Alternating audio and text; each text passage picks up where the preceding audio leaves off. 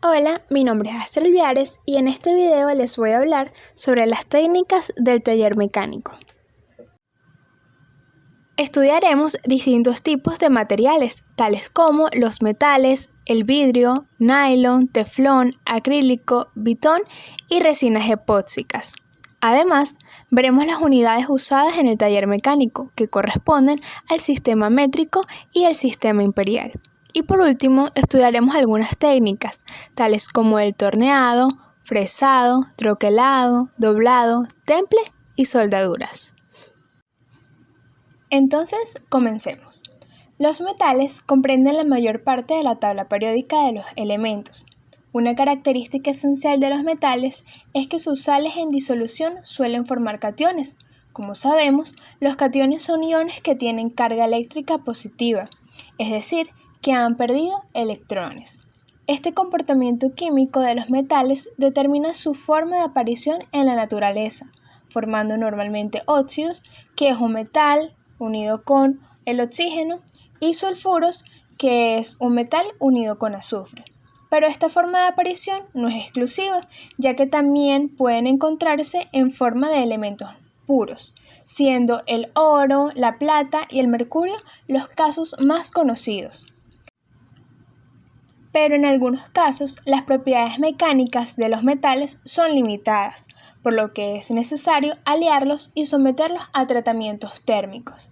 Decimos que una aleación es una mezcla de dos o más metales o elementos no metálicos por fusión conjunta, aglutinación o sintetización para formar un material nuevo.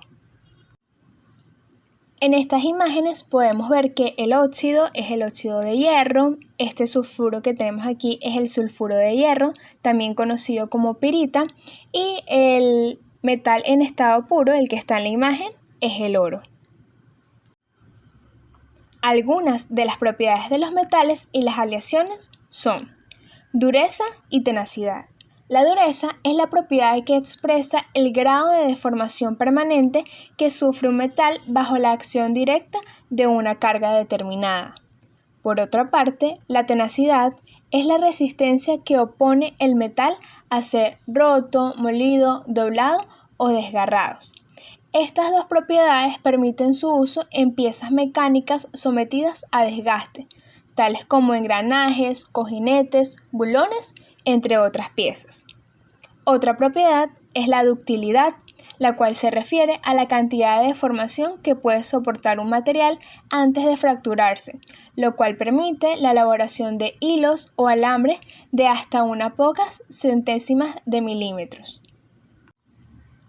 La maleabilidad es la propiedad que tienen los metales para formar láminas muy finas sin roturas al ejercer presiones sobre este. Esto permite su transformación en chapas o láminas de hasta unas pocas micras de espesor. Los metales también tienen una elevada capacidad como conductores de calor y de la electricidad. Recordemos que la conductividad térmica de un metal es la capacidad de una sustancia de transferir la energía cinética de sus moléculas a otras adyacentes o a sustancias con las que estén en contacto. Y la conductividad eléctrica es la capacidad de un cuerpo para permitir el paso de los electrones, los mismos que forman a su paso una corriente eléctrica. Estas dos propiedades permiten su empleo, por ejemplo, en intercambiadores térmicos y en aplicaciones eléctricas y electrónicas tales como los cableados. El siguiente material que vamos a estudiar es el vidrio. Este es un material duro y quebradizo que suele ser transparente o translúcido. Puede estar compuesto por una fusión de arena, sosa, cal u otros materiales. El proceso de formación de vidrio más común calienta las materias primas hasta que se convierte en líquido fundido. Luego enfría rápidamente el material para crear vidrio endurecido. Una de las propiedades del vidrio son que es resistente a la intemperie, ya que puede soportar la lluvia, el sol y el viento. Otra propiedad es que tiene dureza y fragilidad. Puede sonar algo contradictorio, pero es que en comparación con muchos otros materiales, el vidrio posee altos valores de dureza, ya que tiene una gran resistencia al impacto contra una carga aplicada. Sin embargo, la mayoría de los tipos de vidrio tienden a ser naturalmente frágiles, lo que los hace vulnerables a roturas o fracturas en aplicaciones donde hay presiones o tensiones. Además, es un excelente aislante frente al calor y la electricidad. Y por último, también tiene una excelente resistencia a la mayoría de los productos químicos, incluidas las soluciones de álcalis inorgánicos y ácidos como el amoníaco y el ácido sulfúrico. El nylon es el nombre genérico para una familia de polímeros sintéticos, más específicamente poliamidas alinfáticas o semiaromáticas, en las que al menos el 85% en peso de los enlaces amidas están unidos directamente a unidades alinfáticas o cicloalinfáticas. El nylon posee muchas propiedades que lo convierten en una fibra muy útil en muchas aplicaciones. Las fibras de nylon son excepcionalmente fuertes y elásticas. Las fibras tienen una excelente tenacidad y resistencia a la abrasión. Además, el nylon se seca con bastante rapidez y conserva bastante bien su forma después del lavado, lo que garantiza la longevidad del material. Además, las fibras del nylon es muy sensible y resistente, así como relativamente resistente al calor, los rayos UV y los productos químicos. El politetrafluoroetileno, conocido comercialmente como teflón, es un fluoropolímero semicristalino, formado por una sucesión de moléculas compuestas por 2 átomos de flúor y 1 de carbono. El teflón se considera que es el material más resbaladizo que existe, soporta temperaturas extremas, es un excelente aislante y es resistente a casi todos los productos químicos y disolventes industriales. Debido a que tiene un bajo coeficiente de fricción, es una excelente opción para aplicaciones en las que los materiales se deslizarán unos contra otros y a menudo se usa para productos que necesitan una superficie antiadherente. Además, resiste la ignición y no promueve la propagación de llamas. Creo que es un material que hemos escuchado bastante, ya que se utiliza en ollas y sartenes antiadherentes debido a su baja capacidad de rozamiento y a su facilidad para poder limpiarlo. Además, lo utilizamos para evitar fugas en fontanería, en barras, tubos, placas y láminas. Además, en pinturas y barnices, y en la electrónica se utiliza como revestimiento de cables por ser un aislante y por su capacidad de resistencia a altas temperaturas. El bitón es un termopolímero de hexafluoropropileno con flúor de benilideno, tetrafluororetileno y éter perfluoro metilvinílico. Por una parte, la energía del enlace carbón-flúor es mucho mayor que la del enlace carbón-hidrógeno y superior también a la del enlace carbón-cloro. Por otra parte, los átomos de flúor, mucho más voluminosos, ejercen un efecto de apantallamiento que protege a la cadena carbonada principal. De ahí su resistencia térmica. Otra propiedad que tiene el bitón es que tiene excelente resistencia al ozono, a la intemperie, a los rayos UV, a los ácidos y álcalis, a los aceites y grasas. Además, tiene una excelente deformación remanente a la compresión a altas temperaturas. Es uno de los cauchos sintéticos más resistentes a hidrocarburos tanto alinfáticos, aromáticos como clorados. Además, no propaga la llama. El acrílico es un homopolímero termoplástico transparente, conocido más comúnmente por el nombre comercial plexiglas. Este material es similar al policarbonato, ya que es adecuado para su uso como alternativa resistente al impacto del vidrio. El acrílico soporta años de exposición a la intemperie e incluso atmósferas corrosivas sin perder su transparencia, brillo o forma dimensional. Tampoco se oscurecerá ni deteriorará por la exposición a la luz fluorescente.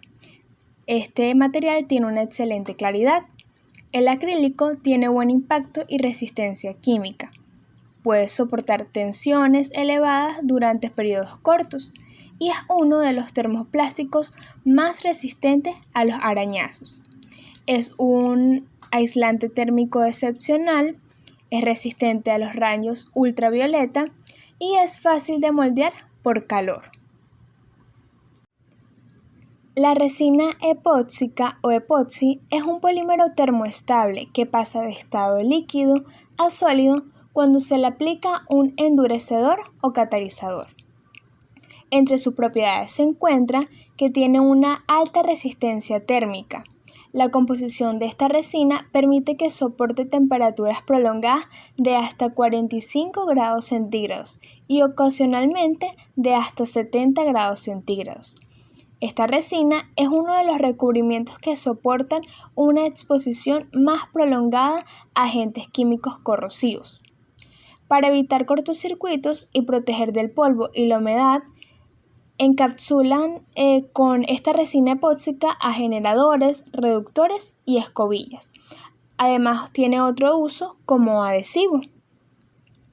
Además, la viscosidad de estas resinas epoxi es muy elevada, hecho que dificulta su aplicación y procesado. Sin embargo, se pueden utilizar diluyentes. Ahora les voy a hablar un poco sobre las unidades que se utilizan en el taller mecánico.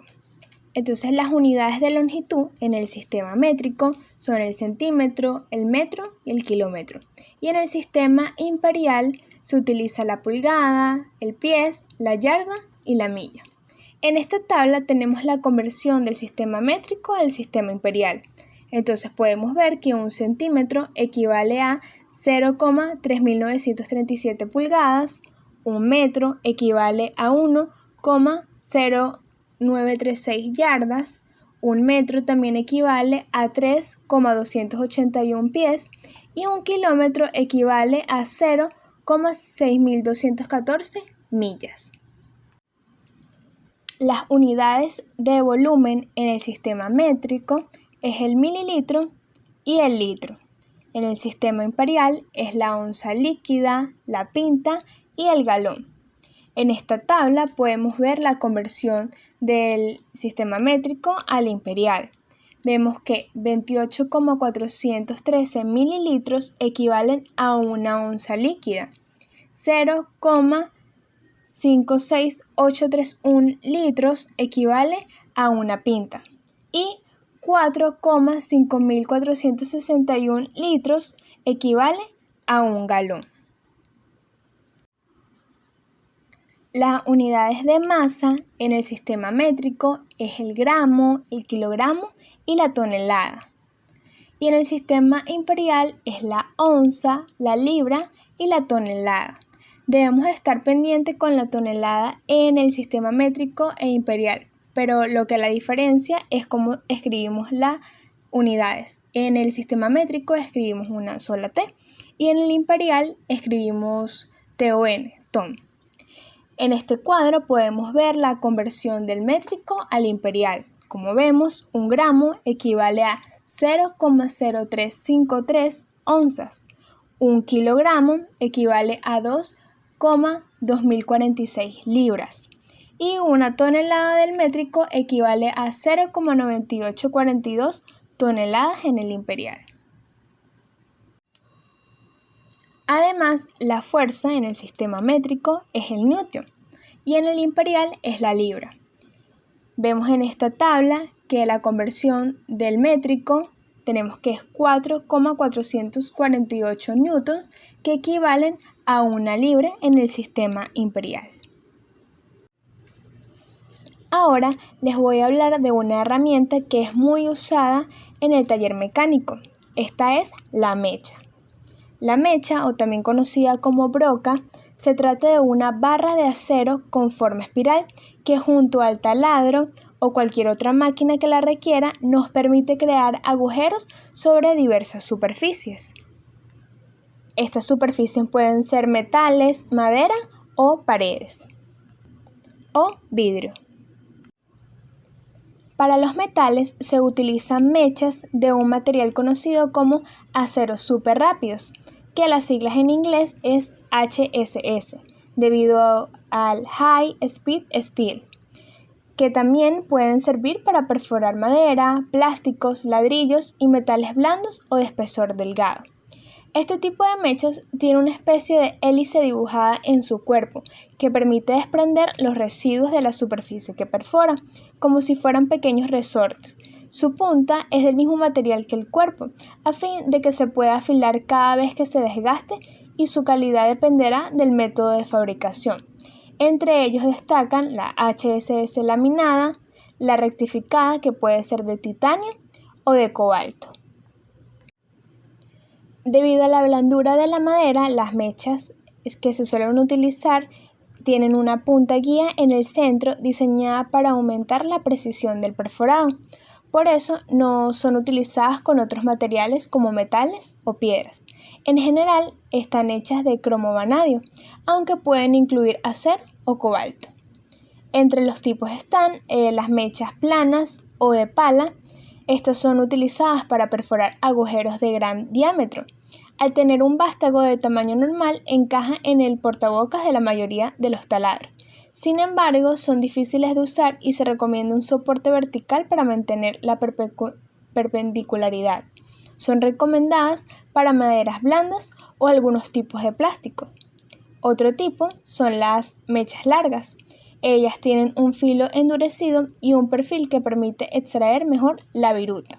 Por eso son ideales para taladrar agujeros profundos en la madera. Otra mecha es la de 3 puntas. La de el medio es una central que guía con precisión el perforado, y las otras dos, las laterales, aseguran un orificio de gran acabado. Estas pueden ser utilizadas con maderas duras, blandas, contrachapados, aglomerados, entre otros. Las mechas para paredes en general tienen soldada una placa de metal en forma de punta de flecha o pala. La cabeza es más gruesa que el resto del cuerpo y el espiral no tiene filo. De esta forma rompen el material en vez de cortarlo. Por eso suelen utilizarse con percutor y no sirven para metales o madera. Entre los tipos que hay de las que utilizamos para paredes está la laminada con plaquita de carburo de tungsteno. Esta posee un cuerpo laminado y está diseñada para trabajar sobre yeso, cemento, ladrillo, piedra y piedra caliza. Otro tipo es la fresada con plaquita de carburo de alto rendimiento. Esta perfora todos los mismos materiales que la laminada, pero además trabaja sobre otros más duros como mármol, hormigón, pizarra, granito y piedras. Son las de mayor dureza y capacidad de penetración. Y las mechas que se utilizan para vidrios tienen una punta de carburo de tungsteno en forma de punta de lanza.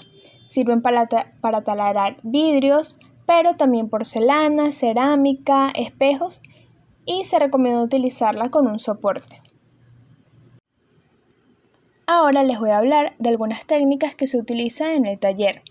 Una de estas es el torneado. Este es un proceso de mecanizado utilizado para hacer piezas cilíndricas. En ella se utiliza un torno. El torneado reduce el diámetro de una pieza de trabajo que por lo general a una dimensión especificada y le da un acabado liso a la pieza. En el torneado, la pieza gira alrededor de su eje de revolución y la herramienta con un único filo arranca material por cada vuelta que la pieza da.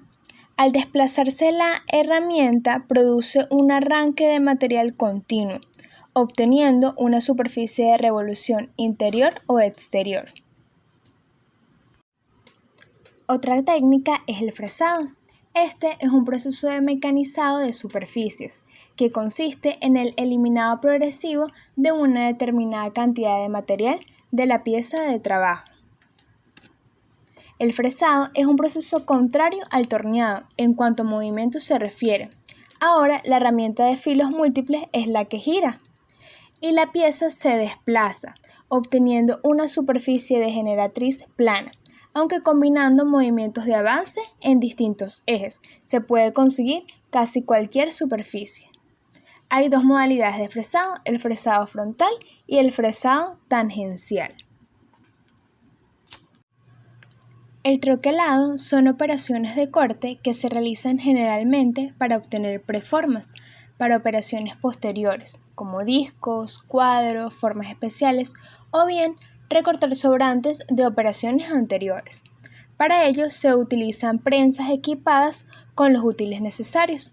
Estas prensas son generalmente mecánicas, aunque pueden utilizarse según el tipo de trabajo hidráulicas. Las herramientas más empleadas para el corte de formatos o recortes de piezas son las formadas por punzón y matriz. Otra técnica que tenemos es el doblado.